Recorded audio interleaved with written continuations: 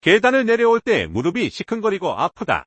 퇴행성 관절염. 퇴행성 관절염은 우리나라 65세 이상 노인 중 약 80%가 앓고 있을 만큼 발병 빈도가 높다. 계단을 내려올 때 무릎이 시큰거리고 아프다. 쪼그려 앉지 못한다. 책상 다리를 하려면 무릎 안쪽에 통증이 있다. 오래 앉아있지도 않았는데 일어나려면 통증이 있다 등과 같은 이상이 느껴진다면 퇴행성 관절염 초기를 의심해보는 것이 좋다. 만약 이를 방치한다면 중기로 들어서며 통증이 지속되고 말기가 되어 밤잠을 이루지 못할 정도로 심한 통증과 함께 보행 어려움까지 겪게 될 것이다. 연골은 신경세포가 없기 때문에 손상되더라도 완전히 닳아 없어지기 전까지는 통증을 느끼지 못하고 스스로 회복하기도 힘들다. 노년의 삶의 질을 위협하는 퇴행성 관절염은 단순한 노화 현상이 아닌 적극적인 관리와 예방이 필요한 질환이다. 관절을 보호하는 연골은 뼈와 뼈 사이의 마찰을 줄여주는 쿠션 역할을 합니다. 하지만 노화, 과도한 사용, 비만, 유전적 요인 등으로 인해 연골이 점차 닳아 없어지면 뼈와 뼈가 직접 맞닿게 되고 이로 인해 염증과 통증이 발생하는 것이 퇴행성 관절염입니다.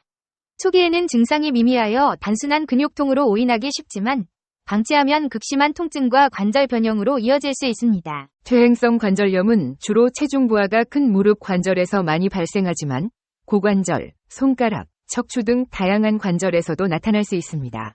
무릎 관절염은 계단을 오르내릴 때 통증, 무릎 안쪽 혹은 바깥쪽의 국소적인 통증, 무릎이 붓거나 물이 차는 증상 등을 보입니다.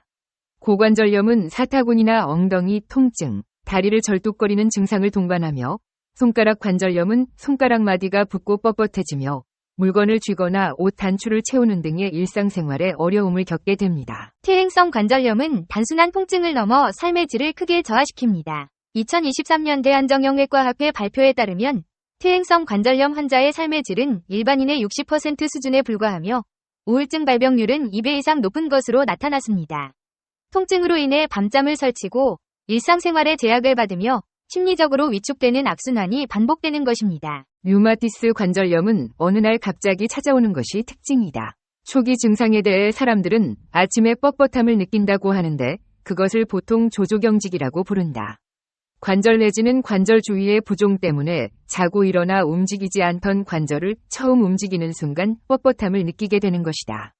그러니 만약 아침에 일어나 문 손잡이를 열 때, 병을 열 때, 옷을 입으며 단추를 끼울 때 뻣뻣하거나 통증을 느낀다면 초기 류마티스 관절염을 의심해봐야 한다. 류마티스 관절염은 질병 진행도 빨라 발병 후 12년 이내에 급속도로 관절 변형이 오는 경우가 많고 초기 치료가 불충분한 경우에는 증상이 발현한 2년 이내에 환자의 70%에서 관절 손상이 발생한다.